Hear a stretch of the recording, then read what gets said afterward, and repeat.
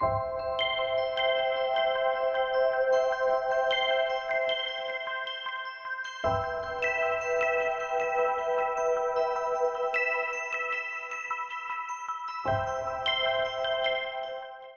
alaikum. Welcome to lecture number 6 of CSC 291. Today we will continue our topic from the last lecture, which was requirement engineering. Just to give a quick overview of what we covered in the last lecture.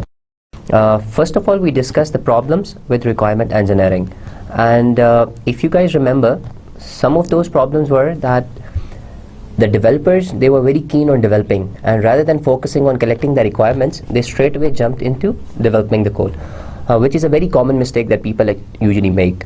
The second problem was that whatever requirements are gathered, they are very ambiguous. But whenever you want anything to make, you want to be very clear. If you have ambiguities, then they will be reflected in the final product. And the third problem was that the requirements, when they are gathered, they are unorganized. So it is very difficult to find the problems or commonalities between unorganized requirements. If the requirements are organized according to functionality or according to components, then it would make it easier for the development team to figure out the similarities and where are things where there are some contradiction between two requirements. तो requirement के अंदर हमने देखा क्या क्या problems है. सबसे पहली प्रॉब्लम ये है कि अनऑर्गेनाइज होती हैं, फिर आपकी रिक्वायरमेंट्स को कम्प्लीटली अंडरस्टैंड नहीं करते, और तीसरी आपकी प्रॉब्लम क्या है कि रिक्वायरमेंट्स के अंदर क्लैरिटी नहीं होती.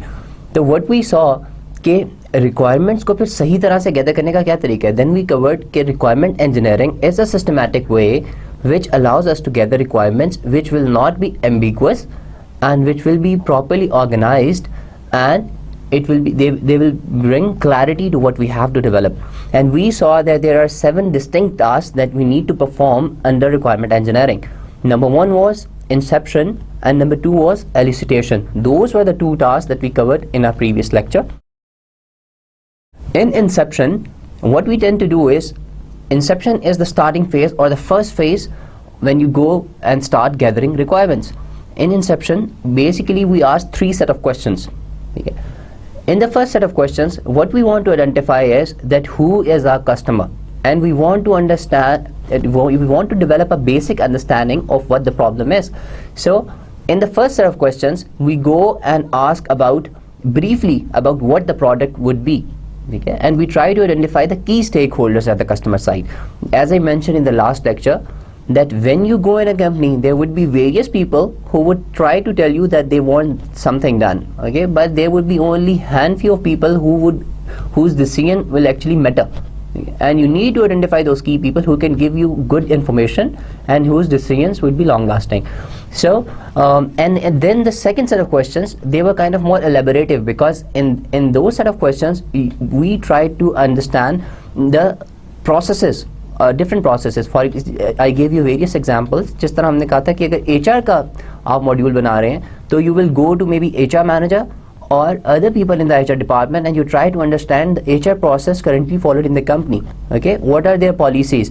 For example, अगर late आते हैं employees, तो would they deduct salaries, or what is the actual number of leaves allowed in a year? You know, so you will basically try to understand the actual processes जिसके ऊपर आपको अपनी product develop करनी है. Those are the second set of questions. And there was the third set of questions जिसके अंदर हम पूछते थे customer से कि we have asked you so many questions, is there something that you think we have missed? So the customer, so this basically gives chance to the customer that if he or she wants to add something else to what we have already asked, they can do that.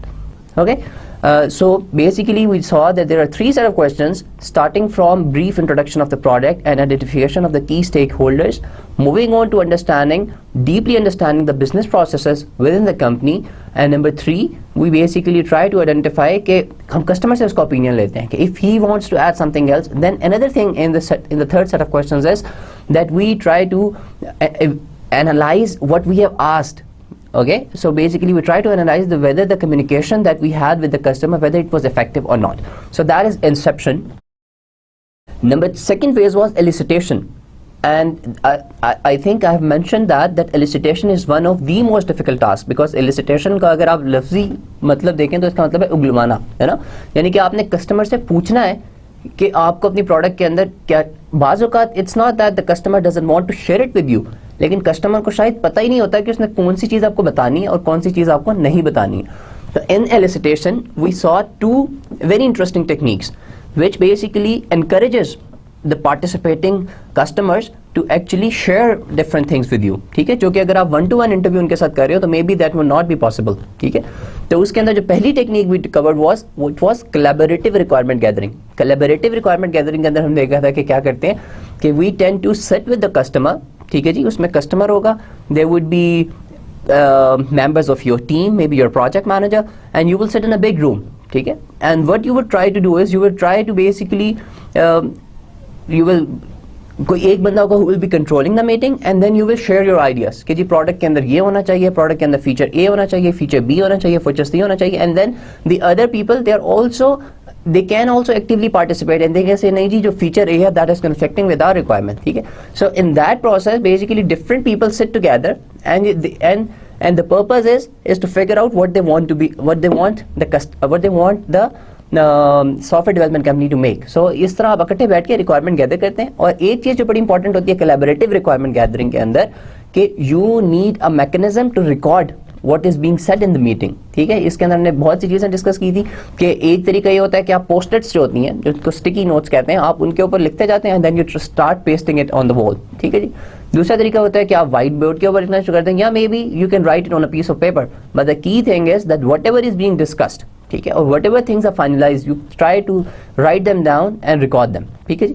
So this was collaborative requirement gathering. Now you can see कि how it will basically encourage different people कि अगर कोई बंदा आपको नहीं भी बताना चाह रहा है लेकिन or he doesn't know you know how to tell you or which information to actually give you, तो इस तरह की सेटिंग के अंदर जब डिफरेंट लोग मिलके शेयर कर रहे होंगे तो it would make it easier for different people who are maybe not very communicative to actually share their ideas. The second technique for elicitation that we covered was quality function development. ठीक है जी. quality function हमने देखा था कि what we tend to do is we have the customer wishes on one side of the matrix and we have the technical requirements on the columns. So rows के अंदर हमारे पास customer की wishes और columns के अंदर हमारे पास technical requirements, and then what we do is we try to do match making. ठीक है जी. we try to say कि जी ये customer wish हमारी इस technical requirement के साथ इसका पॉजिटिव रिलेशनशिप है या नेगेटिव रिलेशनशिप है. अब यहाँ पे पॉजिटिव और नेगेटिव का क्या मतलब है? पॉजिटिव का मतलब ये था कि अगर कोई कस्टमर की विश हमारी टेक्निकल रिक्वायरमेंट को के साथ फेवरेबल है तो हम उसको प्लस कहते हैं. जिस तरह फॉर एग्जांपल इसकी एग्जांपल हमने दी थी कि customer wants the product to be cheap. ठीक है, and the lesser number of gears we have the product would be cheap. ठीक है, इस तरह के कस्टमर चाहते हैं कि केसिंग छोटी हो प्रोडक्ट की, तो गियर्स जितने कम होंगे केसिंग उतनी छोटी होगी. ठीक है, तो then these two have a positive relationship. ठीक है जी. और लेकिन इसी तरह अगर हम इसको लुकिंग अदरवाइज, जिस तरह हमने कहा था कि जी एक टेक्निकल रिक्वायरमेंट होती है कि प्रोडक्ट के अंदर ग्रूव्स होने चाहिए, जो कि आपको प्रोडक्ट को होल्ड करने के लिए ग्रूव्स होने चाहिए कि नहीं होने चाहिए. Now if you want the die जिसके अंदर ग्रूव्स भी हों तो दैट वुड बी एक्सपेंसिव. तो ये कॉस्ट इफेक्टिव के साथ ये इसका नेगेटिव रिलेशनशिप होगा. तो then this was the first thing that we do कि हम टेक्निकल रिक्वायरमेंट्स को कस्टमर विशर के साथ मैप करते हैं. The second thing that we do in QFD is that we try to evaluate our product with the customer's product. ठीक है, हम अपनी कस्टमर की विशेस के पॉइंट ऑफ व्यू से अपनी प्रोडक्ट को अपने कंपेटिटर्स के साथ मैच करते हैं. उसका क्या फायदा होता है कि we try to figure out कि हमारी प्रोडक्ट अपने कंपेटिटर की प्रोडक्ट से किन किन फीचर्स में उससे बेहतर है और किन किन चीज़ों में उससे बुरी है. सिमिलरली हम अपनी टेक्निकल रिक्वायरमेंट्स की बेसिस के ऊपर भी इसको कस्टमर के साथ मैच करते हैं. ठीक है, यानी कि पहले रो वाइज आपने अपने कंपेटिटर्स के साथ मैच किया, फिर कॉलम वाइज अपने कंपेटिटर के साथ मैच किया. What it helps you in doing is कि आप अपने पे टेक्निकली टारगेट्स डिफाइन कर सकते हैं. ठीक है, जिस तरह आपको पता लगा आपके कंपेटिटर की प्रोडक्ट की जो केसिंग है that is very small product, तो आप अपना भी गोल रख लेते हैं कि आपने यहाँ तो उससे भी छोटी करनी है या एटलीस्ट उतनी करनी है. ठीक है, तो नाउ इस मेथड के अंदर आप देखें कि you have set a very clear goal, there is no ambiguity. आपने बता दिया कि जी आपकी केसिंग 1.5 इंचेस होनी चाहिए. You are not saying it should be small. ठीक है, you are actually saying you have given it a value कि your casing should be 1.5 inches or something like that. ठीक है, सो यू सॉ कि QFD के अंदर it encourages participation, ठीक है, in different ways. ठीक है, it's different from collaborative requirement gathering. And another thing which is very interesting is कि it helps you assign numbers to requirements. जिस हमने ये केसिंग की एग्जांपल देखी है, नंबर ऑफ गियर्स की एग्जांपल देखी है, बैटरी पावर की एग्जांपल देखें, तो हर चीज के अंदर जो हमने पिछले लेक्चर में डिस्कस किया था कि you give it a value, तो आपके रिक्वायरमेंट्स के अंदर से एम्बिग्विटी खत्म हो जाती है. सो In the previous lecture, we covered inception and elicitation. In today's lecture, we will start off with elaboration. Okay, ji. So we will cover elaboration and we will go through elaboration is जो आप elaboration और analysis modeling they are basically similar things. ठीक है जी. आपके product की जो पहली technical representation होती है, ठीक है, टेक्निकल रिप्रेजेंटेशन इसलिए कह रहे हैं कि you start making some diagrams, ठीक है, वो आप एलेबोरेशन फेज के ऊपर स्टार्ट करते हैं, यानी कि जो जो रिक्वायरमेंट्स आपने गैदर की हैं उनकी बेसिस के ऊपर आप उसको एलेबोरेट करना शुरू कर देते हैं अपने सिस्टम को, ठीक है. एक और बड़ी इंपॉर्टेंट चीज़ इस लेक्चर को हम स्टार्ट करने से पहले आपको मैं शेयर करना चाहूँगा कि analysis modelling is one of the very important things in software engineering, ठीक है. एनालिसिस मॉडलिंग के अंदर हम जो चीज़ें पढ़ेंगे, जो टेक्निक्स पढ़ेंगे मॉडलिंग की, दे आर वेरी इंपॉर्टेंट. जिस तरह हम जब यूज केसेस बनाते हैं, they are used very commonly in the software industry, ठीक है. या हम सीक्वेंस डायग्राम्स की बात करेंगे या डाटा फ्लो डायग्राम्स की बात करेंगे. तो in this lecture we will just barely touch upon those different things, यानी कि I will briefly tell you what a use case is, क्योंकि हम इसमें बेसिकली हमारा मकसद क्या है कि रिक्वायरमेंट इंजीनियरिंग के अंदर आई वांट टू शेयर कि क्या क्या चीज़ें आती हैं. But we will have separate lectures जिसके अंदर हम यूज केसेस को डिस्कस करेंगे. Will discuss sequence diagrams and we will discuss all these diagramming techniques in detail, ठीक है. लेकिन the point of this lecture is that we want to go in a flow, और मैं requirement engineering के topic को पहले cover करके then we will move on, ठीक है जी. सो elaboration and analysis modeling के अंदर हम क्या करते हैं, this is the first technical representation of a system and we try to elaborate on the requirements that we have gathered so far, ठीक है जी. और हम इसके अंदर different analysis techniques का एक छोटा सा overview करेंगे. ओके जी. सो सबसे पहले goals of elaboration या goals of analysis modeling, ठीक है. why we do this, ठीक है, हमें elaborate करने की क्या जरूरत है जब हमने लिख भी ली है requirements, then why do we need to further elaborate them, ठीक है जी. Number one, as I already said, कि it provides the first technical representation of a system, ठीक है जी. And it is easy to understand and maintain. Why it is easy to understand and maintain, ठीक है जी. This is very important to understand. इस तरह there is a saying कि a picture is worth 1,000 words. वो इसीलिए कहते हैं कि when you see a picture, so the description of that picture can be basically of 2 pages, 3 pages, 4 pages. Whereas when you draw something, तो you can put lot of information in that picture, ठीक है. तो ये जब हम अपनी different technical drawings बनाते हैं तो इसके अंदर we basically have lot of information जो कि हम उस एक पिक्चर के अंदर डाल देते हैं, ठीक है जी. Number 3, it deals with the problem of size by partitioning the system. यानी if you have a very bigger system, ठीक है जी, जिसको फॉर एग्जांपल आपको पता नहीं लग रहा है कि इस सिस्टम की बाउंड्रीज कहाँ पे बनेगी, या एक कंपोनेंट कहाँ खत्म होगा, दूसरा कहाँ से शुरू होगा. तो जब आप ये टेक्निकल ड्राइंग्स बना रहे होते हैं, ठीक है, तो विल सी कि किस तरह आपके सिस्टम की बाउंड्रीज ऑटोमेटिकली बन जाती हैं. कुछ आप फंक्शनैलिटीज की बेस के ऊपर चीज़ों को अलग कर देते हैं, ठीक है. देन विल सी कि क्लास डायग्राम्स भी जब बनाते हैं तो उसके अंदर भी आप अपने सिस्टम को पार्टीशन कर देते हैं. तो if the problem is very complex, then by going through this analysis modelling you basically partition your system, ठीक है. Or it uses graphics whenever possible. We'll see that the different diagramming techniques are basically part of this analysis modeling. It differentiates between essential information versus implementation information, ठीक है जी. This is very important. Helps in tracking and evaluation of interfaces. Provides tools other than narrative text to describe software logic and policy. ये तो हम बार बार discuss कर चुके हैं कि जब भी डायग्राम्स बनेंगे तो it is basically something else than narrative description. क्योंकि जब आप रिक्वायरमेंट्स कस्टमर से लिख रहे हैं तो that is a narrative description, ठीक है. क्योंकि आप इंग्लिश के अंदर लिखते जा रहे हैं कि यूजर को पहली रिक्वायरमेंट है कि सॉफ्टवेयर बड़ा कि ऑथेंटिकेशन लॉगिन पासवर्ड के साथ होनी चाहिए, फिर आपका जो सिस्टम है बड़ा सिक्योर होना चाहिए और सिस्टम 9 to 5 फंक्शनल होना चाहिए, यू नो. दीज आप नैरेटिव में लिख रहे हैं. लेकिन व्हेन यू मेक डायग्राम्स तो एम्बिग्यूटीज खत्म हो जाती हैं, यू नो, और इसके अंदर आप ज़्यादा इन्फॉर्मेशन उस एक डायग्राम के अंदर डाल सकते हैं. ओके जी. अच्छा, then there are few rules of thumb कि whenever you do analysis modelling you should try to follow certain things, ठीक है जी. The analysis model should focus on requirements that are visible within the problem or business domain, ठीक है जी. Now this is something very interesting कि इस जुमले का क्या मतलब है कि आपको obviously हम जब requirement कहते कर रहे हैं तो हमारा focus requirements पे ही होगा.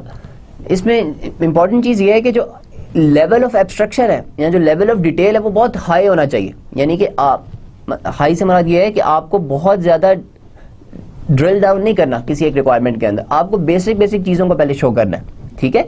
यानी कि वी आर नॉट कंसर्न कि एक चीज़ किस तरह इंप्लीमेंट होगी, वट वी आर कंसर्न कि क्या चीज़ हमने इंप्लीमेंट करनी है, ठीक है. तो we are not worried about the nitty-gritties कि किसी एक चीज़ की इंप्लीमेंटेशन कैसी होगी. What we are worried about is कि वो चीज़ क्या है जो हमने इंप्लीमेंट करनी है, ठीक है. This is important to understand. each element of the analysis model should add to an overall understanding of the software requirements. ठीक है, this is another very interesting line कि आप जब भी कोई, this is very common mistake which mostly students make, कि especially I saw many final year project students, what they do is उनको जिस डायग्राम का नाम आता है वो सारी डायग्राम्स अपने डॉक्यूमेंट के अंदर बना देते हैं. Now this is not software engineering purpose.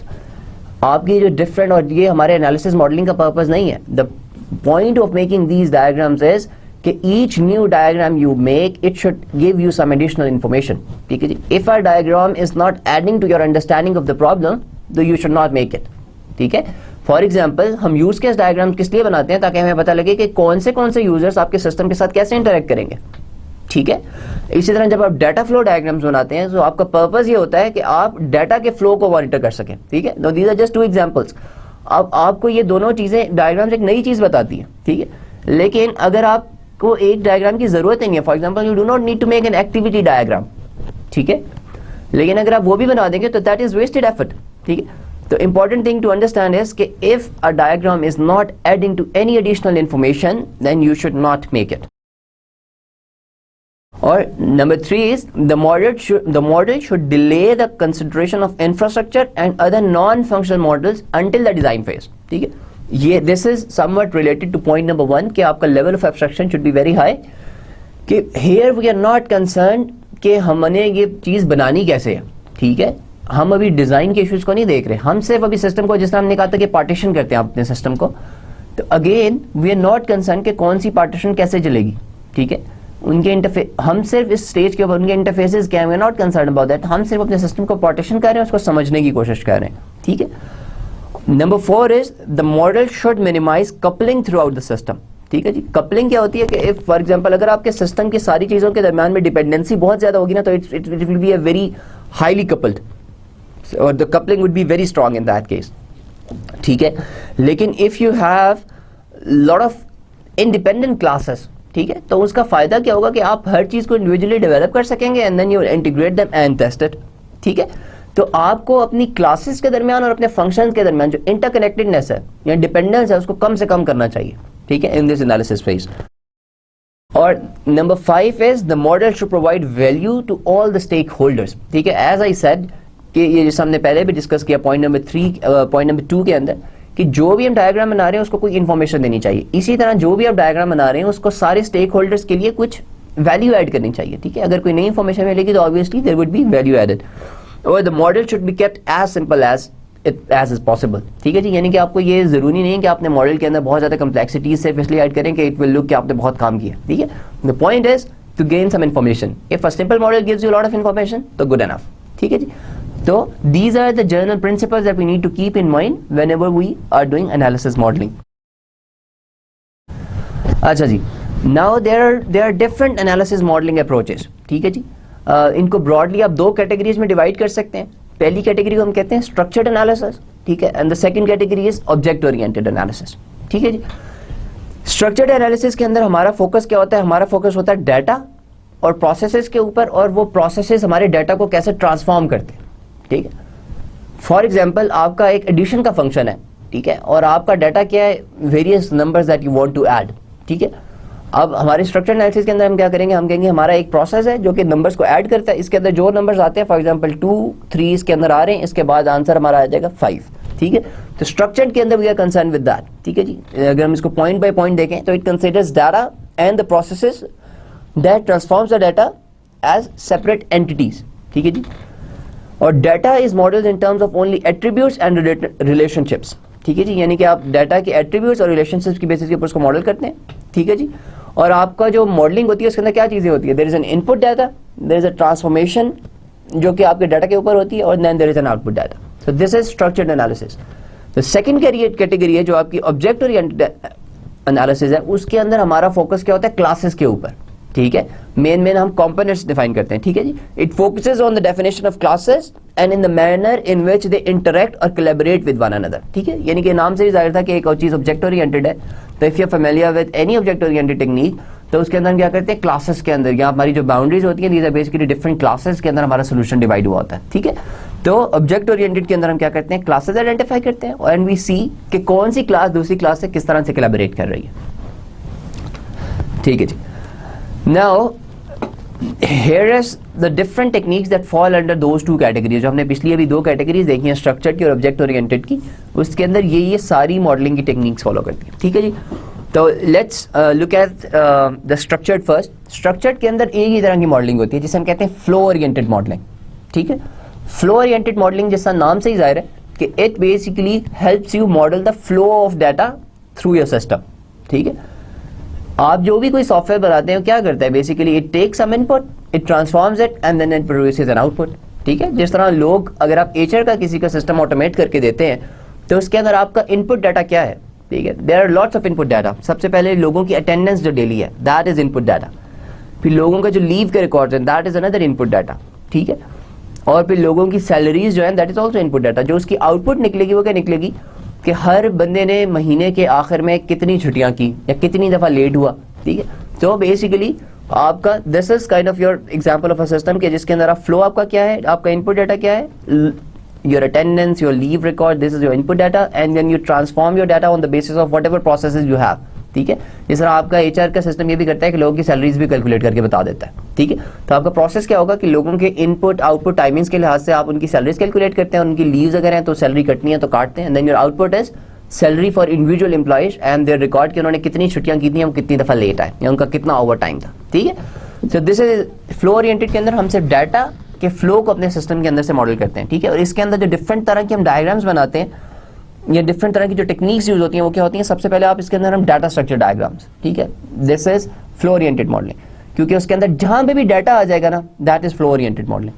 फिर you have data flow diagrams. ठीक है, डाटा फ्लो डायग्राम जैसा मैंने आपको बताया था, इनको हम डीएफडीज भी कहते हैं। ये क्या करती हैं, आपके सिस्टम के अंदर से डाटा को मॉडल करती हैं और डिफरेंट प्रोसेसेस के अंदर आप अपने सिस्टम को डिवाइड कर देते हैं। ठीक है, number 3 is control flow diagrams. ठीक है, और नंबर 4 इज प्रोसेसिंग नैरेटिव्स। तो हम इन सारों को ब्रीफली अभी देखेंगे इस लेक्चर में और इस अगले लेक्चर में, लेकिन हम इनको डिटेल में भी डिस्कस करेंगे। ठीक है, इनकी यूएमएल नोटेशंस को भी डिस्कस करेंगे। ओके जी, so this was flow oriented modelling. Object oriented के अंदर जो 3 आपके तरीके यूज होते हैं, number 1 is scenario based modelling. ठीक है, now as the name suggest, scenario based modelling आपकी क्या करती है कि it try to model different scenarios that can occur in your system. ठीक है जी, डिफरेंट सिनेरियो क्या हो सकते हैं, for example an HR manager interacting with the system. ठीक है, दैट इज वन सिनेरियो। अब एचआर मैनेजर जब सिस्टम से इंटरेक्ट करेगा तो वो किस किस तरह से इंटरेक्ट करता है, वी रिकॉर्ड इन दिस। तो सिनेरियो बेस्ड मॉडलिंग के आपके क्या क्या टेक्निक्स हम यूज करते हैं, सबसे पहला आता है आपका यूज केस टेक्स्ट। ठीक है, number 2 are use case diagrams. ठीक है, number 3 are activity diagrams and number 4 are swim lane diagrams. ठीक है, अब यूज केस टेक्स्ट क्या होता है, यूज केस जैसे मैंने आपको ब्रीफली बताया था कि यूज केसेस क्या करते हैं, यूज केसेस आपके यूजर का आपके सिस्टम के साथ इंटरेक्शन को रिकॉर्ड करते हैं। ठीक है, जैसे मैंने अभी आपको एचआर मैनेजर की एग्जांपल दी थी। If an HR manager can perform 3 functions, पहला फंक्शन वो ये कर सकता है कि he can log in into the system, he can view daily records of all the employees. ठीक है, और maybe he can generate reports. तो there are 3 things that he can do. तो आपकी जो यूज केस इसका text बनेगा वो इस तरह से बनेगा कि an HR manager should log in into the system using a password and proper login, यानी कि उसकी ऑथेंटिकेशन होगी। जो सेकंड आप इसके अंदर टेक्स्ट के अंदर चीज लिखेंगे वो ये लिखेंगे कि he can view the daily attendance of all the employees, के कौन से छुट्टी पे हैं, कौन से लेट आए हैं। The third thing you would say कि he can also generate monthly और क्वार्टरली रिपोर्ट्स। ठीक है, और जब आप इसकी डायग्राम बनाएंगे तो you would make an actor जिसको आप कहेंगे यूजर, आपका जो एचआर मैनेजर है, और ही कैन परफॉर्म 3 फंक्शंस। तो इस डायग्राम के अंदर आप देखेंगे it basically makes it easy for you to see कि आपका एक एक्टर आपके सिस्टम के अंदर कौन से रोल्स परफॉर्म कर रहा है। जो सेकंड कैटेगरी है उसको हम कहते हैं एक्टिविटी डायग्राम। ठीक है, एक्टिविटी डायग्राम क्या होती है कि अगर ऑल्टरनेटिव एक्शंस आपके सिस्टम के अंदर यूजर ले सकता हो तो आप उसको एक्टिविटी डायग्राम के थ्रू मॉडल कर सकते हैं। और will see what swim lane diagrams is. तो सिनेरियो बेस्ड मॉडलिंग हमने 2 अभी पढ़ी है। ऑब्जेक्ट ओरिएंटेड की पहली है सिनेरियो बेस्ड मॉडलिंग, जो इसकी सेकंड है उसको हम कहते हैं बिहेवियरल मॉडलिंग। ठीक है, बिहेवियर मॉडलिंग क्या करती है कि आपके सिस्टम का बिहेवियर रिकॉर्ड करती है। ठीक है जी, और that behaviour is across the classes. ठीक है, यानी कि आपने अपने सिस्टम की बाउंड्रीज बना दी। ठीक है, और आपने डिस्टिंग्विशेबल क्लासेस में उसको डिवाइड कर दिया। अब ये जो सीक्वेंस डायग्राम होती है ये करती है आपके सिस्टम का सीक्वेंस रिकॉर्ड करती है, ठीक है। फॉर एग्जांपल आपका एक कंपोनेंट है जो कि यूजर की ऑथेंटिकेशन के लिए रिस्पॉन्सिबिलिटी जिसके पास है, ठीक है। अब कोई भी यूजर जब आपके सिस्टम के अंदर लॉगिन होगा तो पहली चीज वो क्या करेगा, वो उस कंपोनेंट के पास जाएगा क्योंकि वो उसको अपना पासवर्ड और यूजर नेम देगा, वो ऑथेंटिकेट करेगा तो फिर आपका यूजर अगली चीज में जाएगा, ठीक है। तो अगर आप सीक्वेंस डायग्राम्स के जैसे नाम से ही जाहिर है दे आर इन अ सीक्वेंस, ठीक है। आप उसके अंदर अगर स्टार्टिंग एक्शन से लेके उसको रीड करना शुरू करें तो you will see a proper sequence of actions that somebody would perform in your system, ठीक है। तो we will see in detail कि ये बिहेवियर मॉडलिंग हम कैसे करते हैं और सीक्वेंस डायग्राम्स कैसी दिखने में लगती हैं। The third modelling technique in object oriented analysis is called class based modelling, ठीक है। क्लास बेस्ड मॉडलिंग के अंदर हम क्या करते हैं, सबसे पहले तो हम अपने सिस्टम की क्लासेस आइडेंटिफाई करते हैं, ठीक है जी, और उसको हम कहते हैं क्लास डायग्राम्स जिसकी बेसिस के ऊपर बनती है। फिर क्लास डायग्राम्स के अंदर हमारे पास और क्या होते हैं, we have packages, we have CRC models. CRC models क्या होते हैं, क्लास रिस्पॉन्सिबिलिटी कोलैबोरेशन मॉडल्स, कि क्लासेस आपकी दूसरी क्लासेस के साथ कोलैबोरेट कैसे करती हैं और कौन सी रिस्पॉन्सिबिलिटी शेयर करती हैं दूसरी क्लासेस की, ठीक है। एंड देन विल सी कि कोलैबोरेशन डायग्राम्स कैसे बनते हैं। तो these are the different diagrammatic techniques that we use in those two broad modelling और एनालिसिस मॉडलिंग टेक्निक्स। हमारी कौन सी थी, स्ट्रक्चर्ड एनालिसिस और object oriented analysis. Then we saw कि इनके अंदर कौन सी तरह के हम डायग्राम्स या क्या क्या चीज़ें यूज़ करते हैं इनको इन एनालिसिस टेक्निक्स के थ्रू अपने सिस्टम की मॉडलिंग करने के लिए।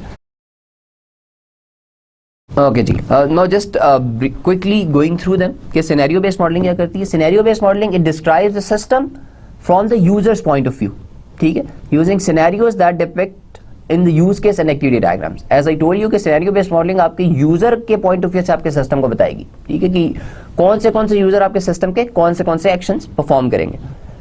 Class based elements identify the domain classes for the objects manipulated by the actors, the attributes of these classes and how they interact with one another, ठीक है। इस definition के अंदर मल्टीपल चीजें हैं कि सबसे पहले तो आप अपनी क्लासेस आइडेंटिफाई करते हैं, फिर आप अपने क्लासेस के एक्टर्स और अपने क्लासेस के एट्रीब्यूट्स आइडेंटिफाई करते हैं, ठीक है।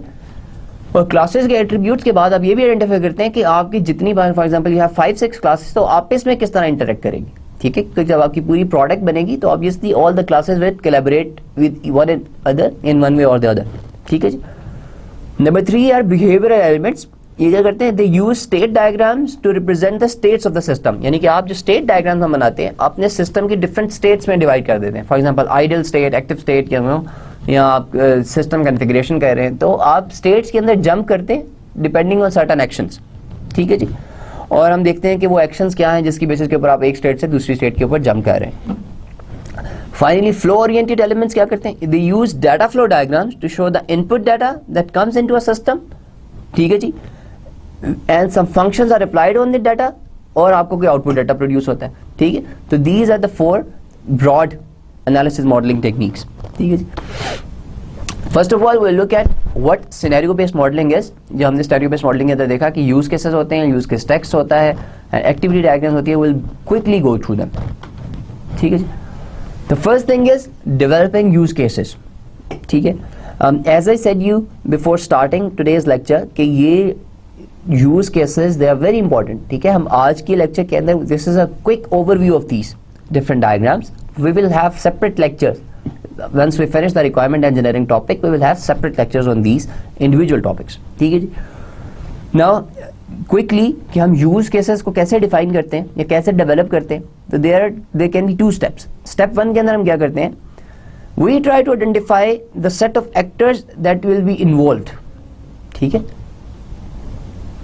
हमने ये पढ़ा था कि सिनेरियो बेस्ड के अंदर हम यूजर के पर्सपेक्टिव से अपनी प्रॉब्लम को एक्सप्लेन कर रहे हैं। तो पहला चीज क्या है कि आपने आइडेंटिफाई करना है कि सिस्टम के यूजर्स कौन कौन है जिनको हम एक्टर्स कह रहे हैं, ठीक है। अब एक्टर्स की क्या डेफिनेशन है कि actors are people, they can be individuals यानी कि ह्यूमंस हो सकते हैं जो आपके सिस्टम के साथ इंटरेक्ट करें, दे कैन बी डिवाइसेस, कोई प्रेफरल डिवाइस है, जिस तरह ये पेन से मैं स्क्रीन के ऊपर लिखता हूं तो this is an actor in this case क्योंकि इससे मेरे सिस्टम को कुछ इनपुट जा रही, ठीक है।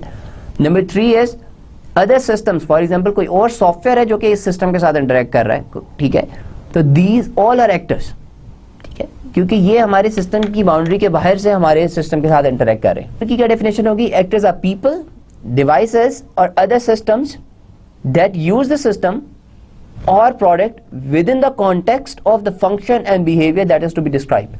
ठीक है, यानी कि जिस तरह हम एचआर की मैं आपको बार बार एग्जांपल्स दे रहा हूँ, तो अगर हमारे सिस्टम की बाउंड्री इस तरह से हम बना दें, हम कहें कि जी हमारा सिस्टम की बाउंड्री ये है, ठीक है। अब अगर हमने इसके एक्टर्स आइडेंटिफाई करने हैं कि हमारे कौन कौन एक्टर्स हैं, ठीक है, तो एक तो हमारे एक्टर्स हो गया जो हमारा एचआर का मैनेजर है, ठीक है, जो कि इस सिस्टम के साथ इंटरेक्ट करेगा, ठीक है, इसको हम कह देते हैं HRM, human resource management solution, ठीक है। तो एक एक्टर तो हमारा क्या हो गया, एचआर मैनेजर हो गया, ठीक है। दूसरा एक्टर हमारा कौन हो गया, दूसरा एक्टर हम कहते हैं हमारा हो गया वो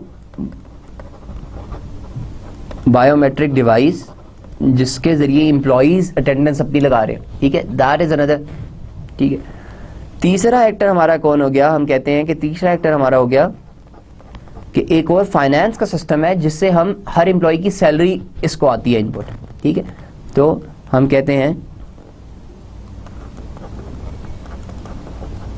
ठीक है। तो दीज आर डिफरेंट एग्जांपल जिसके अंदर हमारा ह्यूमन भी आ गया जो कि HR manager, then we have biometric device जो हम एज ए एक्टर ले रहे हैं, and then we have finance system जो कि हमें हर एम्प्लॉय की सैलरीज दे रहा है, ठीक है। तो this is just an example कि आपके एक सिस्टम के एक्टर्स कौन से हो सकते हैं, ठीक है। तो सेकंड चीज क्या है, आप एक्टर्स की सिंपलीफाई अगर इस डेफिनेशन को करें तो दैट इज कि actors are anything that communicate with the system or product and that are external to the system itself, यानी कि आपके सिस्टम की वो बाहर की चीजें, they are not part of your system. अच्छा, तो पहले स्टेप के अंदर हम क्या करते हैं कि सिर्फ हमने एक्टर्स आइडेंटिफाई करने हैं। दिस इज वेरी इंपॉर्टेंट, जब आप एक बहुत बड़ी प्रोडक्ट बना रहे होते हैं तो उसके अंदर आपको सारे यूजर्स, क्योंकि different users they can play different roles. अब now this is a very simple example जिसके अंदर मैं कह रहा हूं कि एचआर मैनेजर है, लेकिन imagine a company with may be 2000 employees और 3000 एम्प्लॉइज, तो एक एचआर मैनेजर इन सबके लिए रिस्पॉन्सिबल नहीं होगा, ठीक है। There would be a whole HR department, और एचआर डिपार्टमेंट के अंदर पता नहीं कितने लोग होंगे, ठीक है, जिसके जो कि दे can B 20, 30, 50 people in an HR department, or maybe different individuals they interact with the system in different ways, so all of them they would be actors, ठीक है।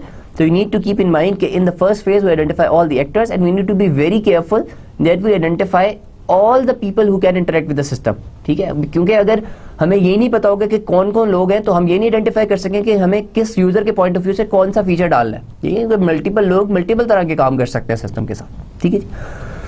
The second step is that we develop use cases, ठीक है, where each one answers a set of question, ठीक है। अब जो use case हम बना रहे हैं उसके अंदर अब ये नहीं है कि आप डायग्राम्स ज्यादा बनाते जाए, ठीक है। The idea is that we try to gain maximum information by using least number of diagrams, क्योंकि दैट वुड बी आइडियल। जितनी कम आपको डायग्राम बनानी पड़ेंगी उसका मतलब है उतनी कम आपकी एफर्ट है और आपकी अंडरस्टैंडिंग जितनी उसकी बेसिस पे ज्यादा होगी, दैट वुड बी गुड, ठीक है जी। ओके जी, मूविंग ऑन। तो वो कौन से क्वेश्चंस हैं जो कि आपका एक यूज केस डायग्राम आंसर करती है, ठीक है, will go through them one by one, ठीक है जी।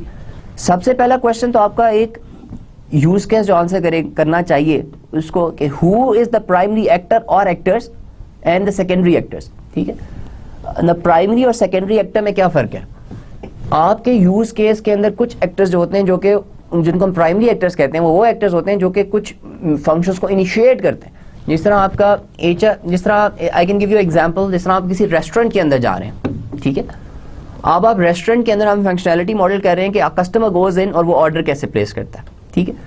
If I am the customer I will go into a restaurant and I have initiated communication with the system, ठीक है, मैंने कहा जी मेन्यू ले आए ब्ला ब्ला ब्ला।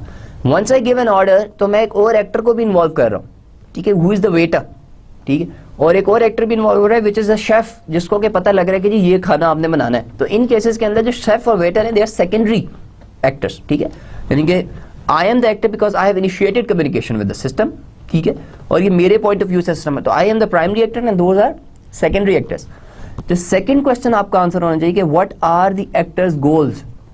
अगर आपका यूज केस आपको ये नहीं बता रहा कि ये एक्टर इसका गोल क्या है सिस्टम के साथ इंटरेक्ट करने का, तो that use case is not right, क्योंकि आप जब यूज केस डायग्राम को देखें तो आपको पता लग जाना चाहिए कि ये सिस्टम या ये जो एक्टर है मेरे सिस्टम के साथ इंटरेक्ट क्यों कर रहा है, ठीक है, this is very important. The third question is what pre conditions should exist before the scenario begins, ठीक है, this is very interesting. For example हम अपने सिस्टम में इंटरेक्शन, जिस तरह इट्स वेरी इसकी इंटरेस्टिंग सी एग्जांपल ऐसे हो सकती है कि अगर आपका एक स्टूडेंट रजिस्ट्रेशन का सिस्टम है, या जिस तरह आप यूनिवर्सिटी के अंदर कोर्सेज को रजिस्टर करते हैं, तो उसकी प्री कंडीशन क्या है? प्री कंडीशन उसकी ये है कि आपका पहले लॉगिन पासवर्ड बना होना चाहिए, ठीक है। अगर आपका लॉगिन पासवर्ड ही एग्जिस्ट नहीं करेगा तो आप कैसे कोर्स के लिए रजिस्टर कर सकते हैं, ठीक है। तो आपके यूज केस को ये भी बताना चाहिए कि what are the pre conditions before an actor can perform something else, ठीक है जी। और द फोर्थ थिंग इज कि व्हाट मेन टास्क्स और functions are perform by the actor. आपको आपके यूज केस को ये बताना चाहिए कि कौन से एक्शंस कौन सा एक्टर परफॉर्म कर रहा है, ठीक है। अच्छा जी, what exceptions might be considered as the scenario is described, ठीक है। अब यूज केस के अंदर कुछ बाज़ औक़ात आप ऐसे एक्शंस भी डिफाइन कर सकते हैं which would happen upon a given scenario, या कोई एक एक्शन होगा जिसकी वजह से वो दूसरा एक्शन होगा, ठीक है। तो वी नीड टू सी कि कौन सी चीज किस तरह से आपके यूज केस के अंदर मॉडल हुई है, ठीक है। What variations in the actors interaction are possible, ठीक है। जिस तरह हमने एचआर मैनेजर की एग्जांपल ली, तो एचआर मैनेजर अब मल्टीपल तरह से इंटरेक्ट कर सकता है। पहला वो इंटरेक्शन उसका ये है कि उसने सिस्टम के अंदर लॉग इन किया, ठीक है, और सिर्फ लॉग आउट कर दिया। दूसरा इंटरेक्शन उसका क्या है कि he logs in the system and he basically tries to see कि कितने एम्प्लॉई आज आए हैं और कितने एब्सेंट हैं, ठीक है। थर्ड इंटरेक्शन क्या है कि he can basically generate reports. तो वी नीड टू अंडरस्टैंड कि एक्टर्स की एक्शंस के अंदर वेरिएशंस क्या क्या हो सकती हैं, ठीक है। अच्छा, इसके बाद अगली चीज क्या है कि व्हाट सिस्टम इंफॉर्मेशन आपका ये एक्टर यूज करेगा या प्रोड्यूस करेगा, ठीक है। क्योंकि जब आपका एक्टर सिस्टम के साथ इंटरेक्ट करता है तो he will perform some function, ठीक है, और जब वो फंक्शन परफॉर्म करेगा तो he will use some data, ठीक है, और he will produce some data, ठीक है, और ही कैन डू बोथ, ठीक है। तो वी नीड टू नो कि क्या हो रहा है। अब एक्टर सिस्टम के साथ इस फंक्शन को इंटरेक्ट करते हुए इस फंक्शन को परफॉर्म कर रहा है, तो what will happen to the data, ठीक है। Another thing is, will the actor have to perform the system about changes into the external environment, ठीक है, कि एक्टर को, क्योंकि एक तो आपका फॉर एग्जांपल आपके किसी फंक्शन के अंदर कोई डाटा मैनिपुलेट होता है और the data is backed up into an outside database, ठीक है। तो if that is the case, तो क्या एक्टर वो चीज आपका यूज केस उसको रिफ्लेक्ट कर रहा है कि नहीं कर रहा, ठीक है जी। और फाइनली कि does the actor wish to be performed about unexpected changes, ठीक है। यानी कि फॉर एग्जांपल आपके सिस्टम के अंदर कोई चेंजेस आती हैं तो आपको एक्टर को उसकी इंफॉर्मेशन चाहिए कि नहीं चाहिए, ठीक है। तो these are very broad set of question, they basically cover almost everything, ठीक है। लेकिन जब आप बेसिक्स के ऊपर यूज केस बनाना स्टार्ट करते हैं तो you are only concern with very simple things. आप एक्टर्स को आइडेंटिफाई करते हैं, आप प्राइमरी सेकेंडरी एक्टर्स आइडेंटिफाई करते हैं, आप यूजर की और अपने एक्टर की सिस्टम के साथ इंटरेक्शन फंक्शंस की फॉर्म में रिकॉर्ड करते हैं, ठीक है, और आप ये डिफरेंट सिनेरियोज भी आइडेंटिफाई करने की कोशिश करते हैं, ठीक है। लेकिन these set of questions they are very broad set of questions, ठीक है। They basically cover every aspect of the use case, ठीक है। अगर आपके यूज केस ये सारी चीजें आपको बता रहे हो तो they are very well model use cases, ठीक है। अच्छा, this is an example of a use case, ठीक है। इसके अंदर this example is basically from the Pressman book, जिसके अंदर एक सेफ होम एक सॉफ्टवेयर है जिसकी एग्जाम्पल ऑथर ने, प्रेसमैन ने, he has taken this example. उसने डिफरेंट मॉडलिंग जो टेक्निक्स हम देखेंगे, एक ही डायग्राम, एक ही प्रॉब्लम की उन्होंने मॉडलिंग की है, विच इज़ वेरी हेल्पफुल, ठीक है। तो if you are following the book you will find that in the Pressman book, ठीक है। Now the product safe home, what the product is meant to do, you must have seen that in the movies कि when people are, when they basically come into their house, तो वो कुछ password डालते हैं और वो alarms को disable कर देते हैं, क्योंकि because they are in the house, ठीक है। जब वो घर से बाहर जाने लगते हैं तो वो इस प्रोडक्ट को एक्टिव कर देते हैं और वो पासवर्ड डालते हैं और इसको एक्टिवेट कर देते हैं, ठीक है। यानी कि अगर कोई भी ब्रेक इन हो तो अलार्म हो जाए, पुलिस को पता लग जाए, अगर आग हो तो फायर ब्रिगेड आ जाए, you know, that's the kind of the product that we are making here, ठीक है। अब इसके अंदर the use case that is being modelled here is, उसके अंदर आपका एक्टर कौन है जो कि आपके सिस्टम के साथ इंटरेक्ट करेगा, ठीक है। One actor is the home owner, ठीक है, क्योंकि इसके अंदर इस प्रोडक्ट के साथ कोई भी और इसका एक्टर नहीं हो सकता, ठीक है। मैं लोगों की बात कर रहा हूँ, होम ओनर के अलावा कोई नहीं हो सकता, ठीक है, क्योंकि अगर आप अपना पासवर्ड लोगों के साथ शेयर कर देंगे तो इसका मतलब ये होगा कि everybody can break in to your house, ठीक है जी। तो the home owner is the primary actor in this case, ठीक है। होम ओनर कौन से फंक्शंस परफॉर्म कर सकता है, ठीक है। नंबर वन इज, अगर आप इस डायग्राम के अंदर देखें तो जो पहला function he can perform is, this is the first function, ठीक है। फर्स्ट फंक्शन क्या है, it access camera surveillance via the internet, ठीक है। यानी कि ही कैन, वो इंटरनेट पे बैठ के कहीं पे भी, for example he is not अपने घर में, वो इस वक्त नहीं है और ही वॉन्ट्स टू सी कि उसके घर में अभी क्या हो रहा है, ठीक है। तो यूजिंग इंटरनेट, एंड इंटरनेट को यूज करके वो इस सिस्टम को यूज करेगा और ही कैन व्यू कैमरास। वो फॉर एग्जांपल देखना चाहता है कि जी गैरेज इज सेफ, मेरे लिविंग रूम सेफ है, सब कुछ एवरीथिंग इज इन ऑर्डर, तो he can do that. The second thing that the user can do और the home owner can do, he can configure the safe home system parameters, ठीक है जी। वो सभी settings change कर सकते हैं, जिसमें आप ऑटोमेटिक अलार्म भी सेट कर सकते हैं। देखिए one of the settings can भी कि आप कह दें कि जी रात को 10 बजे क्योंकि मैं सो जाता हूँ, तो उसके बाद अलार्म ऑटोमेटिकली ऑन हो जाए, ठीक है। तो you can configure your system, ठीक है। And number 3 is you can set alarms, ठीक है। आप अलार्म की कंडीशंस भी सेट कर सकते हैं, कौन से टाइप का अलार्म होना चाहिए। For example if there is a fire तो there might be a different alarm, ठीक है। इफ समबडी ब्रेक्स इन तो there might be a different alarm, ठीक है। तो you can do all these things, ठीक है। ये तो ह्यूमन एक्टर हो गया, which is the primary actor. अच्छा, इसके अंदर जो सेकेंडरी एक्टर है that is camera as well, okay. Camera आपके सिस्टम को इंफॉर्मेशन दे रहा है, और वो कौन से केस में दे रहा है, ये जो हमने अभी ऊपर देखा कि access camera surveillance via the internet, तो उसके अंदर कैमरा आपके सिस्टम को कोई चीज प्रोवाइड कर रहा है, विच आर द इमेजेस, ठीक है। तो that is just an example of this use case. अच्छा जी, अब इसी की हम एक और अगर एग्जाम्पल लें, ठीक है, जो मैं अगर आपको एचआर वाले के अगर हम सिस्टम की बनाने की कोशिश करें, तो हमारी सबसे पहले तो क्या होगी, हमारे सिस्टम की बाउंड्री कैसे बनेगी।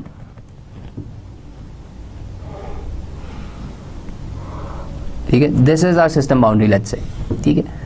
अच्छा, अब हमारे जो एचआर वाले के हमने एचआर मैनेजर के हमने फंक्शंस बनाए थे, ही कैन बेसिकली क्या कर सकता है, he can view daily attendance, ठीक है, he can do that. Second function क्या कर सकता है, जनरेट रिपोर्ट्स, ठीक है। This is the second function that he can perform, ठीक है। तो हमारा इस केस में एक्टर क्या होगा, he is the HR manager, और वो क्या कर रहा है, he is doing that and he is doing that, ठीक है। अब इस यूज केस के अंदर अगर देखें तो हम सिर्फ एचआर मैनेजर का इंटरेक्शन रिकॉर्ड कर रहे हैं, ठीक है। वी आर नॉट कंसर्न कि हम इसके अंदर, जिस तरह हम अभी दूसरे एक्टर्स को जिक्र नहीं कर रहे, जिस तरह हमने पिछली स्लाइड के अंदर वी कवर्ड के इस सोल्यूशन के अंदर और भी एक्टर्स हो सकते हैं, जिसके अंदर वो बायोमेट्रिक डिवाइस भी हमने डिस्कस किया, लेकिन अभी हम सिर्फ एचआर मैनेजर के पॉइंट ऑफ व्यू से अपने सिस्टम को देख रहे हैं। तो वो क्या कर सकता है, डेली अटेंडेंस देख सकता है और वो रिपोर्ट्स जनरेट कर सकते हैं। इसी तरह एचआर मैनेजर शायद एक और फंक्शन ये परफॉर्म कर सकता है कि वो इंडिविजुअल रिकॉर्ड्स भी देख सकता है, ठीक है।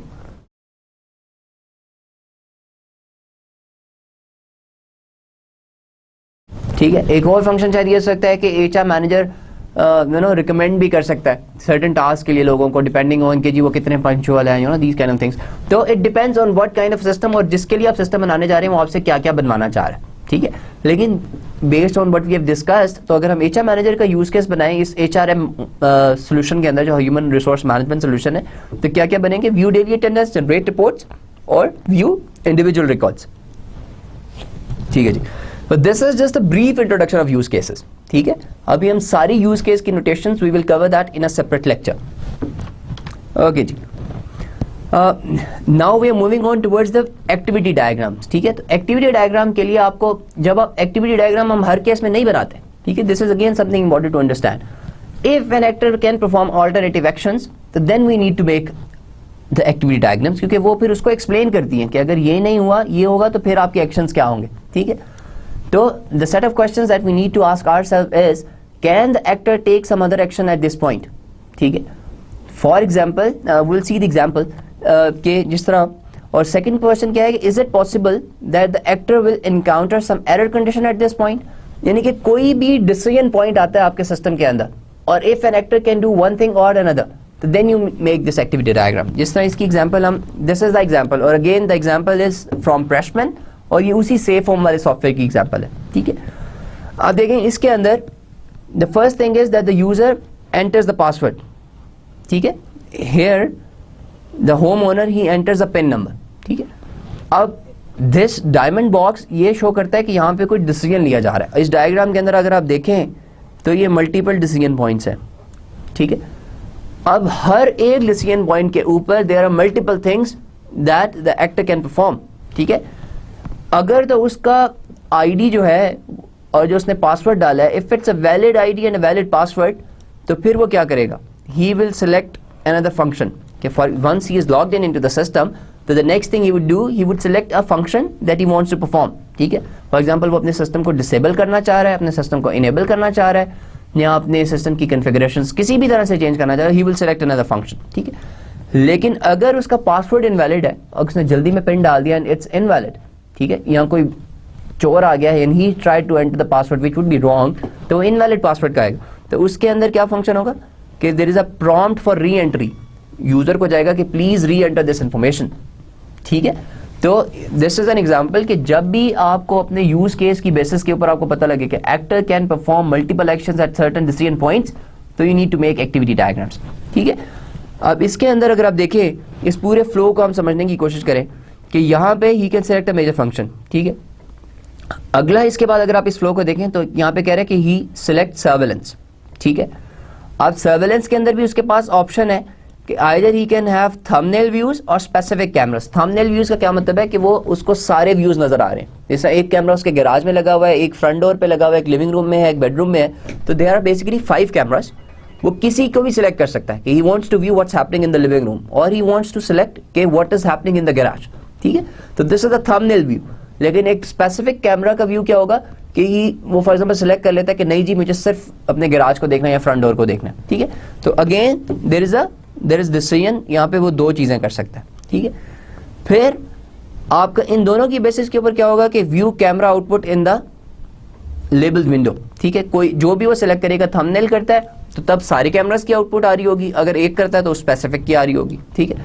और फिर आपको यूजर को ऑप्शन आ जाए कि एक और व्यू की ऑप्शन आ जाए, ठीक है। और फिर अगेन डिसीजन पॉइंट है, डिसीजन पॉइंट के अंदर क्या हो रहा है, यहाँ तो वो इस फंक्शन से एग्जिट कर जाएगा कि बस उसने कैमरास को देख लिए, और he will basically select another camera, जो कि आप ये देख रहे हैं कि ये एरो यहाँ पे वापस जा रहा है, ठीक है। तो this is how we make an activity diagram. If हमारे सेट ऑफ क्वेश्चंस क्या थे, हमारा पहला क्वेश्चन क्या था कि can actor take some other action at this point, अगर वो कोई और एक्शन ले सकता है। तो देखें अब इसके अंदर हमें पहले ही पता लग गया कि वो कोई अगर 2 काम कर सकता है तो देन वी डू दैट। अच्छा जी, इसी को अगर हम इसी एग्जाम्पल को अपने जहन में रखते हुए लेट्स ट्राई एंड मेक, वो जो एचआर वाला हमने एग्जाम्पल ली थी उसको बनाने की कोशिश करते हैं, ठीक है। जिस तरह हम कहते हैं जी ये हमारे सिस्टम की स्टार्टिंग है, ठीक है। अच्छा, अगेन हम कहते हैं कि जी अगर आपका एचआर मैनेजर ने सिस्टम में लॉग इन करना है तो ही एंटर्स पासवर्ड, ठीक। अब उस पासवर्ड की बेसिस के ऊपर जिस तरह इसके अंदर था उसी तरह हमारे सिनेरियो के अंदर भी बन जाएगा, ठीक है। पहला क्या बनेगा कि अगर उसका पासवर्ड जो है वो गलत था,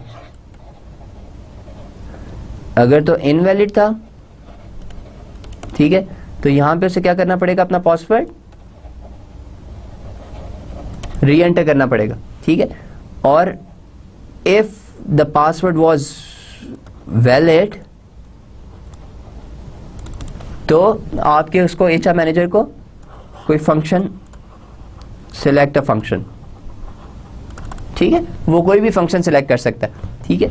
उसी तरह अगर वो सिलेक्ट फंक्शन के अंदर क्या करता है कि ही सेज कि he wants to view record, ठीक है। अब व्यू रिकॉर्ड के बाद भी उसके पास 2 ऑप्शंस आ जाती हैं, ठीक है। पहली ऑप्शन उसके पास क्या आएगी, ही सेज कि जी he wants to view individual records और he wants to all employees, ठीक है। तो यू कैन सी कि हमारी उस एग्जांपल के अंदर भी एन एचआर के पास, जब मैनेजर के पास there are multiple decision points, आपके सिस्टम के मल्टीपल एक्शंस ले सकते हैं। फॉर एग्जांपल पासवर्ड गलत है तो there are different things, valid password है तो आपको एचआर मैनेजर को ऑप्शन आ जाएगी कि जी सेलेक्ट अ फंक्शन, जो भी उसने काम करना है, ठीक है। वो व्यू अटेंडेंस करता है, रिपोर्ट जनरेट करता है, whatever he wants to do. इसी तरह अगर इनवैलिड आता है तो उसको फिर प्रॉम्प्ट आ जाएगी कि प्लीज री एंटर योर पासवर्ड अगेन, ठीक है। तो here is something that you need to understand कि अगेन एक्टिविटी डायग्राम हम उसी वक्त बनाएंगे जब हमें पता हो कि हमारा एक्टर्स के या हमारा सिस्टम मल्टीपल एक्शन परफॉर्म कर सकता है depending on something that the actor is doing, ठीक है। Then we make this activity diagrams. Okay जी, the third thing that we saw अपनी सिनेरियो बेस्ड मॉडलिंग के अंदर, that was swim lane diagrams. ठीक है जी, हम स्विम लेन डायग्राम्स कब बनाते हैं? स्विम लेन डायग्राम्स हमें क्या बताती हैं कि हम अपने सिस्टम को डिफरेंट बाउंड्रीज के अंदर डिवाइड कर देते हैं। ठीक है, या हम उसको डिफरेंट जो चीज़ें हमारे सिस्टम के साथ इंटरेक्ट कर सकती हैं, ठीक है, हम उनके हिसाब से सिस्टम की बाउंड्रीज बना देते हैं। जिस तरह हमारा जो सेफ होम वाली एग्जांपल है, जो कि हमने अभी अपने पिछली 2 एग्जांपल्स उसकी देखी नहीं, उसके अंदर one actor is the home owner, the second actor is the camera, और तीसरी हमारी जो चीज़ है वो इंटरफेस है। ठीक है, अब इन 3 बाउंड्रीज के अंदर अपने सिस्टम को डिवाइड कर दिया। इसका फायदा क्या होता है? ठीक है, ये हमने जब एनालिसिस मॉडलिंग की हम चीज़ें पढ़ रहे थे, वी सॉ कि एनालिसिस मॉडलिंग की बेसिस के ऊपर हम अपने सिस्टम को पार्टीशन कर सकते हैं। ठीक है, लेकिन again we are doing this from the users point of view, और we are doing it from the actors point of view, because this is, remember, scenario based modelling. ठीक है, तो जो पहली चीज होम ओनर कर रहा है, अब देखें इसके अंदर होम ओनर की, अगर आप स्विम लेन, हम इसको क्यों कहते हैं, अगर आपने स्विमिंग पूल देखा हो तो स्विमिंग पूल के अंदर डिफरेंट लेन्स बनी होती हैं। ठीक है, और एक लेन के अंदर एक ही स्विमर स्विमिंग करता है जब भी कोई स्विमिंग का कंपटीशन होता है। तो इसी तरह इस डायग्राम को भी अगर आप देखें तो इसके अंदर आप डिस्टिंग्विश कर सकते हैं कि ये एक पूरी लेन बनी हुई है, और ये एक दूसरी लेन बनी हुई है, और ये तीसरी लेन है, और इस लेन के अंदर जितने भी फंक्शंस परफॉर्म हो रहे हैं, all these functions are perform by home owner. इसी तरह इसके अंदर जो फंक्शन परफॉर्म हो रहे हैं, these are perform by the camera, और इसके अंदर जो फंक्शन परफॉर्म हो रहे हैं, ये आपका इंटरफेस आपको बता रहा है, यूजर को कुछ इन्फॉर्मेशन दे रहा है। ठीक है, इसी तरह अगर आप होम ओनर के नीचे देखें तो enters password and user ID. ठीक है, that is one thing that the home owner is doing. इसी तरह आपका होम ओनर दूसरा काम क्या कर रहा है, he is selecting a function. ठीक है, कोई भी वो फंक्शन सेलेक्ट कर रहा है कि वो कैमरा देखना चाहता है या अपने सिस्टम की कॉन्फ़िगरेशन चेंज करना चाहता है, व्हाटएवर, तो वो सारी चीजें इसके अंदर आएंगी। ठीक है, इसी तरह जब कैमरा है कि कैमरा सिर्फ क्या कर रहा है, कैमरा सिर्फ एक चीज कर रहा है जो कि सिस्टम को वो दे रहा है, एक वीडियो की जो भी वो रिकॉर्ड कर रहा है वो सिस्टम को भेज रहा है, यानी कि whatever the camera is seeing it is giving it to the system. ठीक है, तो there is just one function. अगर आप इस कैमरा के अंदर देखें, आपका इंटरफेस क्या कर रहा है, आपका इंटरफेस आपको क्या करता है, अगर पासवर्ड इनवैलिड है तो वो आपको प्रॉम्प्ट करता है यार मुझे दोबारा पासवर्ड दो। दूसरा चीज क्या करता है कि आपको वो ऑप्शन देता है कि यार अगर आपने एक काम कर लिया, दूसरा काम करना चाह रहे हैं, तो आपको उसकी प्रॉम्प्ट दे देगा कि what is the other thing that you want to do. तो वी सी कि ये पहली तरह की हमने पार्टीशन देखी अपने सिस्टम की, वो किस बेसिस के ऊपर देखी है, एक्टर्स की बेसिस के ऊपर, कि हमारे सिस्टम से कौन कौन लोग किस तरह से इंटरेक्ट करते हैं, उसकी बेसिस के ऊपर हमने अपने सिस्टम की डिफरेंट बाउंड्रीज देख ली हैं। नाउ लेट्स सी कि जो स्विम लेन डायग्राम है, अगर हम अपनी जो HR मैनेजर की एग्जांपल्स अभी डिस्कस करते आ रहे थे, HR मैनेजमेंट सोल्यूशन की, सी की स्विम लेन डायग्राम, उसके लिए अगर हम इन्हीं को डिवाइड करने की कोशिश करें तो कैसे बनेगी। तो what are the actors in HR management solution? सबसे पहले तो आपका जो एक्टर है वी हैव, अगर हम इसी के अंदर देखें, हम अपनी बाउंड्री बनाने की कोशिश करें तो हमारा पहला एक्टर कौन है, we have the HR manager. ठीक है, दैट्स द फर्स्ट पर्सन जो कि आपका एक आपके सिस्टम की बाउंड्री बनाएगा। इसी तरह आपका इसके अंदर जो डिवाइस है वो हम कह देते हैं, हमने जिस तरह कहा था, that is the biometric device, जो कि लोग अटेंडेंस के लिए यूज कर रहे हैं। ठीक है, तो वही से हमारे सिस्टम की मेनली 2 इस तरह की एक्टर्स की बेसिस के ऊपर बाउंड्रीज बन रही हैं। अब HR मैनेजर कौन से फंक्शन परफॉर्म कर सकता है, he can log in to the system. ठीक है, जिसके अंदर वो अपना पासवर्ड और अपनी ID डालेगा और लॉग इन करेगा। ठीक है, तो जो आपकी हमारी स्विम लेन के अंदर जो पहला चीज बनेगी वो क्या है कि एंटर पासवर्ड। ठीक है, इसी तरह उसकी बेसिस के ऊपर फिर अगला वो फंक्शन क्या कर रहा है। अब आप देखें कि स्विम लेन के अंदर हम अगर इन सारे फंक्शंस को देखें तो ये enter password directly major function से कनेक्टेड नहीं है, ये बेसिकली कनेक्ट हो रहा है, पहले वो पासवर्ड की वैलिडिटी चेक कर रहा है, फिर इससे कनेक्ट हो रहा है। ठीक है, तो this is something to need to understand कि जब आप स्विम लेन बनाते हैं तो स्विम लेन के अंदर हम सिर्फ उस एक एक्टर की उस लेन जो होती है उसके अंदर वही फंक्शन डालते हैं तो वो परफॉर्म कर सकता है। तो HR मैनेजर अगला फंक्शन क्या परफॉर्म कर सकता है, he will basically select a function. ठीक है, कि उसने करना क्या है। ठीक है, या तो अच्छा वो सिलेक्ट फंक्शन के अंदर लेट्स से कि वो सिलेक्ट करता है कि वो व्यू करना चाह रहा है स्टेटस, तो वो अब इसके अंदर क्या कर सकता है, वो इंडिविजुअल भी कर सकता है या समराइज्ड व्यू सारे एम्प्लॉयज़ का कर सकता है। ठीक है, तो इस तरह से आपकी HR आप इसको एक्सपैंड कर सकते हैं। ठीक है, तो अब अगर हम इसके अंदर भी देखें तो हमारी जो लेन्स है वो HR मैनेजर और बायोमेट्रिक के अंदर सिर्फ क्या होगा, यहाँ पे इनपुट आ रही है जिसको क्या हम कह रहे हैं डेली अटेंडेंस की। ठीक है, वो आपके सिस्टम को इसके अंदर कहीं जा रही है, और जब यहाँ तो वो समराइज देखेगा या जो भी देखेगा तो यहाँ से ये जो है this will be connected to this view tendence, ठीक है. The important thing that you need to keep in mind, again we will cover this, we will do various examples of swimlane diagrams, use case diagrams and activity diagrams in a separate lecture. The purpose was कि हम यहाँ पे अभी क्या चीज़ देख रहे हैं कि एनालिसिस मॉडलिंग क्या होती है, और एनालिसिस मॉडलिंग के अंदर हम अभी ऑब्जेक्ट ओरिएंटेड की एक टेक्निक सिनेरियो बेस्ड मॉडलिंग को हमने briefly we have done a quick overview of that, ठीक है. Now let's summarise today's lecture that what we have covered. We started off with a quick overview of inception and elicitation, ठीक है. Then we saw कि the next phase of requirement engineering is elaboration or analysis modeling, जिसके अंदर what we do is we try to elaborate on our system on whatever requirements we have gathered so far, ठीक है. Then we saw कि analysis modeling हम करते क्यों हैं, ठीक है. analysis modeling के हमें क्या क्या फ़ायदे होते हैं और करने के क्या क्या तरीके हैं, ठीक है. और हमने देखा कि एनालिसिस मॉडलिंग को ब्रॉडली आप दो तरह की मॉडलिंग टेक्निक्स के अंदर डिवाइड कर सकते हैं. एक को हम कहते हैं स्ट्रक्चर्ड एनालिसिस, दूसरे को कहते हैं object oriented analysis. Then we saw जो हमने अपने इस लेक्चर के अंदर कवर किया है वो ऑब्जेक्ट ओरिएंटेड एनालिसिस की एक तरह की मॉडलिंग की टेक्निक होती है जिसे हम कहते हैं सिनेरियो बेस्ड मॉडलिंग, ठीक है. तो what we have done is we have covered scenario based modelling. We have done a quick overview of scenario based modelling. उसके अंदर वी हैव सीन कि how do we make use cases, what set of questions a use case should answer, ठीक है. then we saw कि आपका activity diagram हम क्यों बनाते हैं, ठीक है. if a user or an actor can perform alternate actions or he has decision points, ठीक है, on the basis of some function that he is performing, तो you need to make activity diagram, ठीक है. इसी तरह हमने देखा कि swimlane diagrams हम इसलिए बनाते हैं कि हमारे सिस्टम की पहली पार्टीशन होती है ये. वी गेट टू नो कि एक एक्टर कौन से फंक्शंस परफॉर्म कर सकता है आपके सिस्टम के अंदर, ठीक है जी. तो दिस इज ब्रॉडली हमने आज के लेक्चर में क्या कवर किया, ठीक है. And let's do a quick overview कि फॉर एग्जांपल हमने एचआर की एग्जांपल के अंदर वी सॉ कि अगर हमारा ये सिस्टम की बाउंड्री है, ठीक है, और हमारा एक्टर इस केस के अंदर कौन है, our actor is the HR manager, ठीक है. एचआर मैनेजर हमारे सिस्टम के अंदर क्या कर सकता है, he can basically log in, ठीक है. that's the first function that he would perform, ठीक है. the second function that he would perform, he can basically view records, ठीक है. another thing that he can do is he can generate reports, ठीक है, ठीक है. तो these are the broadly three functions that we saw, ठीक है, कि वो लॉगिन कर सकता है, रिकॉर्ड्स व्यू कर सकता है और जनरेट कर सकता है. इसी तरह हमने कहा था कि इस केस के अंदर जो सेकेंडरी एक्टर होगा that would B that biometric device, ठीक है. और ये क्या कर रहा है, जो आपके रिकॉर्ड्स हैं उनको अपडेट करता है. जैसे आपने डेली अटेंडेंस की तो एक नया रिकॉर्ड आ गया कि ये वाला एम्प्लॉई आ गया, ठीक है जी. This is just a quick small example of use case जो हमने एचआरएम सोल्यूशन को डिस्कस कर रहे हैं, ठीक है, यूज की. अगर इसी की हमने कहा था एक्टिविटी कैसे बनेगी, एक्टिविटी ऐसे बनेगी कि ये हमारा सिस्टम है, ठीक है, और पहला काम हमसे क्या किया कि ही एंटर्स पासवर्ड. अच्छा, अगर तो आपका पासवर्ड ठीक है, यहाँ पे अब क्या एक डिसीजन हो रहा है. डिसीजन किस बेसिस पे हो रहा है कि if the password is invalid, तो यहाँ पे एक फंक्शन होगा जो कि क्या करेगा, जो कि आपके एचआर मैनेजर करेगा री एंटर पासवर्ड. जब वो री एंटर करेगा तो वो दोबारा यहाँ पर आएगा, ठीक है.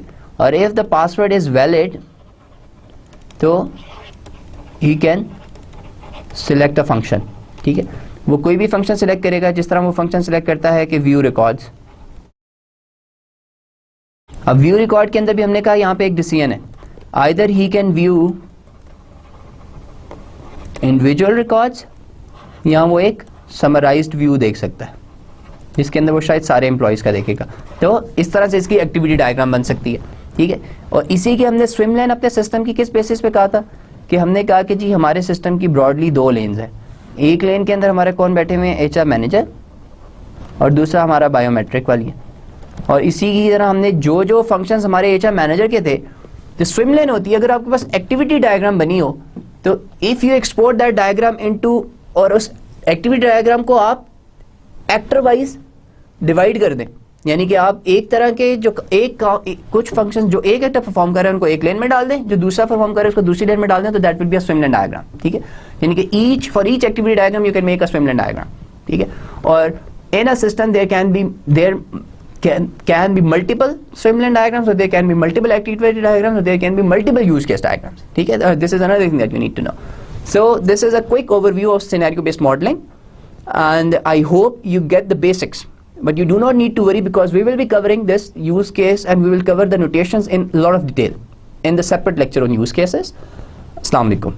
Inshallah, I will see you in the next lecture where we will cover कि हमारे जो ऑब्जेक्ट ओरिएंटेड एनालिसिस और स्ट्रक्चर्ड एनालिसिस जो बाकी टेक्निक्स हैं हम अपने रिक्वायरमेंट इंजीनियरिंग के लेक्चर को कंटिन्यू करेंगे इंशाल्लाह. टिल देन, अस्सलाम वालेकुम.